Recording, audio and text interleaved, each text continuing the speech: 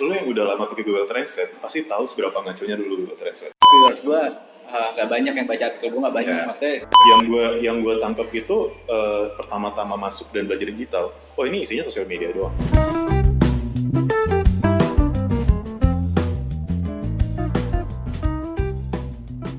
Assalamualaikum warahmatullahi wabarakatuh. Waalaikumsalam. Ya, selamat datang teman-teman di channel Free Talks.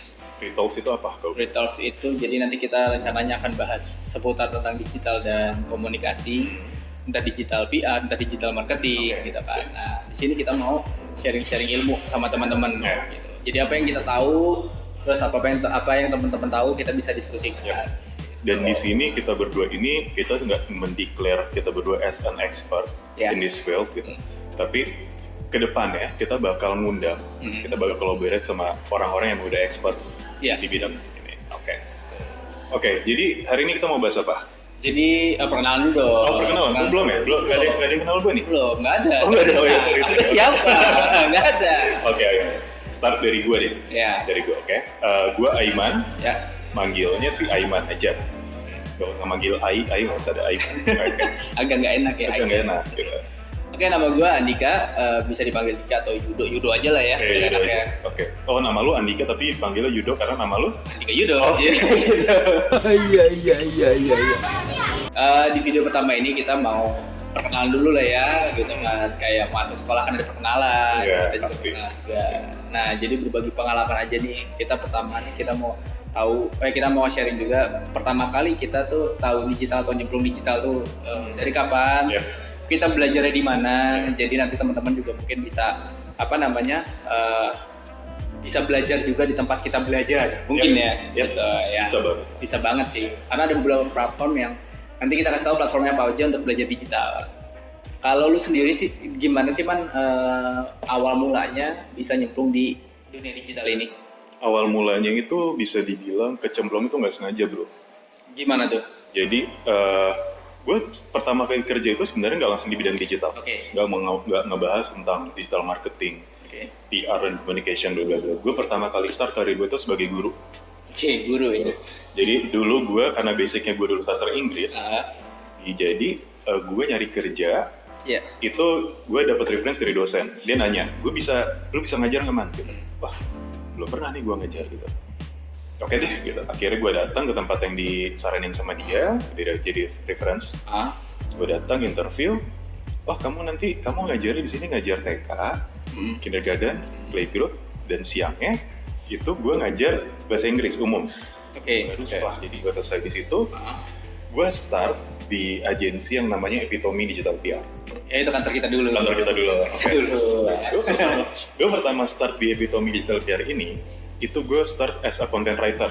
Jadi content writer waktu itu sebenarnya bukan cuma content writer yang dimana gue harus ngonsepin, gue harus nulis apa, lebih ke translation.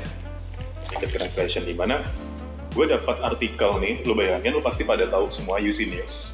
UC News itu kan punya Alibaba.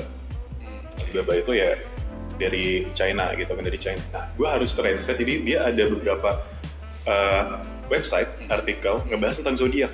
Jadi tim si content writer ini dia nulis artikel tentang zodiak. Bahasa Cina tuh? Enggak, bahasa Indonesia. Bahasa Indonesia. Enggak, maksudnya dari China dari Mandarin ke Indonesia. Nah, dari China translate ke Inggris tuh lu bayangin. Bisa tuh China ke Inggris. Ya, lu bayangin deh, dulu itu kan kalau lu yang Mandarin dong, kalau bahasanya Mandarin. Lu yang udah lama pakai Google Translate pasti tahu seberapa ngaconya dulu Google Translate. Iya betul. Jadi gue harus translate, pertama gue harus translate dari Cina ke Inggris, yang udah ngaco, anjing ini gimana, gitu kan? Terus translate lagi ke bahasa Indonesia, dan itu pasti ngaco. Dan disinilah fungsinya gue sebagai di situ content writer, gue harus mengarang bro. Mengarang bebas, jadi mungkin judulnya enggak ngarang bebas jatuhnya, karena kan sebenarnya Google Translate itu ngaco secara grammarly ya. Grammarly. Jadi mau nggak mau kita dari clue-clue yang ada kita menyatukan lagi. Jadi misal dari translate bahasa Inggris, misal Sagittarius merupakan zodiak yang bagaimana. Nah itu gue kembangin lagi dengan ya udah nih bagusnya kayak gini nih soal zodiak gue. Jadi gue Sagittarius. Nah itu project berjalan selama 6 bulan. Lalu setelah itu dari 12 orang gue karena mungkin gue waktu itu dekat sama si SPV-nya di situ sebagai orang yang nge-manage gue. Itu ada namanya Iwen, Mas Iwen. Karena gue dekat, akhirnya setelah proyek selesai gue diajak main. Diajak main. Hal yang pertama saat itu ketika gue masuk, wah anjir ini apa lagi nih? Beda banget, maksudnya selama ini gue ngajar terus jadi content writer yang cuma translation doang. Gue ketika ngeliat, wah social media digital. Jadi begitu gue masuk itu, Epitomo itu lagi ribet, lagi ngurusin mau pelatihan di Sumatera Utara. Ya juga. Di Bang Sumut ya. Jadi CEO kita waktu itu, Mas Emir, dia mau ngasih pelatihan ke sana sama kita. Nah di situ gue masih belum belajar kayak apa sih digital, apa sosial media. Jadi gue belajarnya itu adalah gue disuruh translate materinya mereka bahasa Inggris ke bahasa Indonesia. Nah jadi belajar gue di awal itu adalah dengan translation itu. Jadi kayak digital itu ada apa aja. Dan di awal itu gue langsung dihadapkan dengan yang namanya inbound marketing. Itu next bakal kita bahas apa itu inbound marketing. Tapi itulah awal mula gue bisa kecemplung di digital. Gue masuk Epitomi di 2017 dan sampai sekarang pun walaupun gue udah gak di Epitomi, gue masih berkutat di bidang digital itu.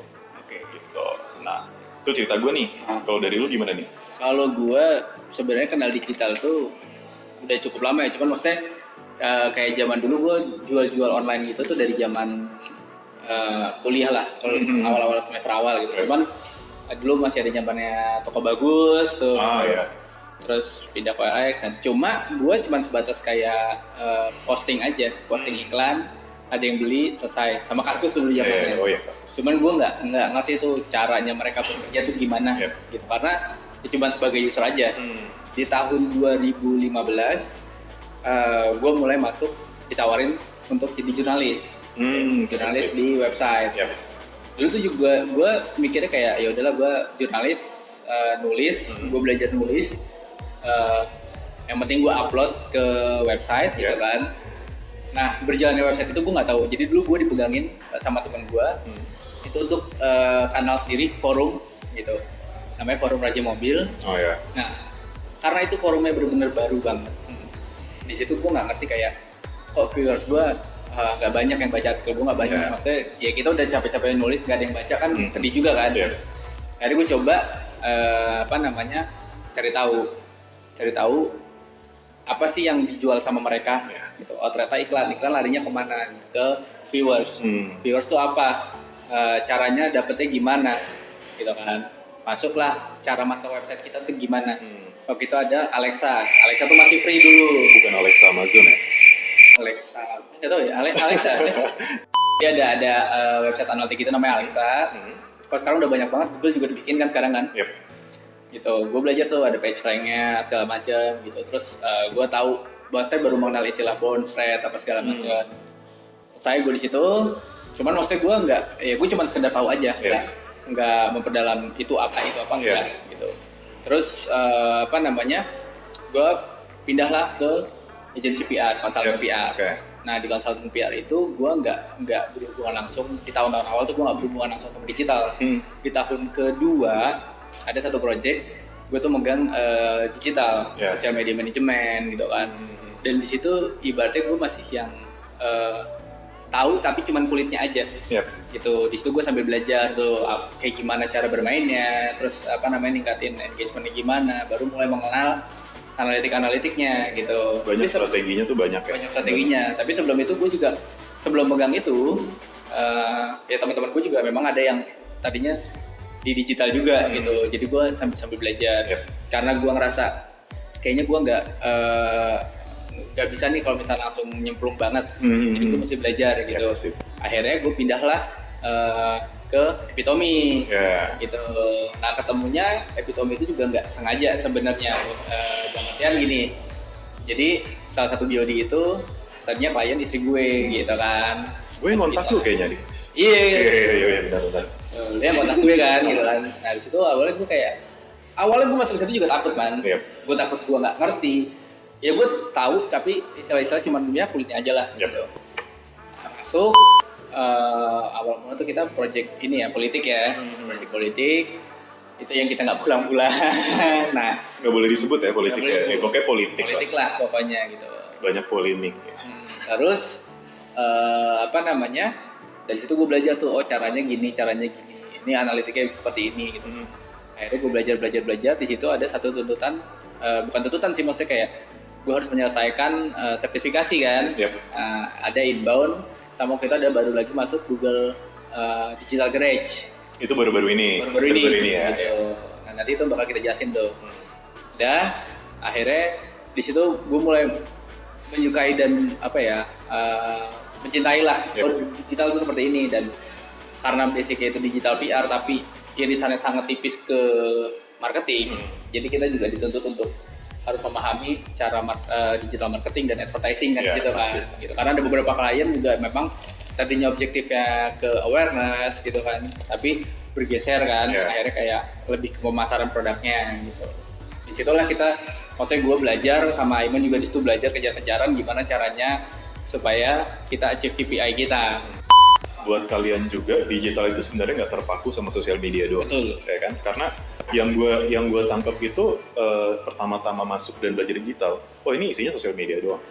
Padahal nggak cuma itu, banyak banget hal lain, kayak di sosial media itu ada advertisingnya juga, advertising bla bla bla, ada kita belajar gimana apa itu omni channel, multi channel, gimana cara kita integrate sosial media ini ke website, kemana, ke landing page apa, gitu.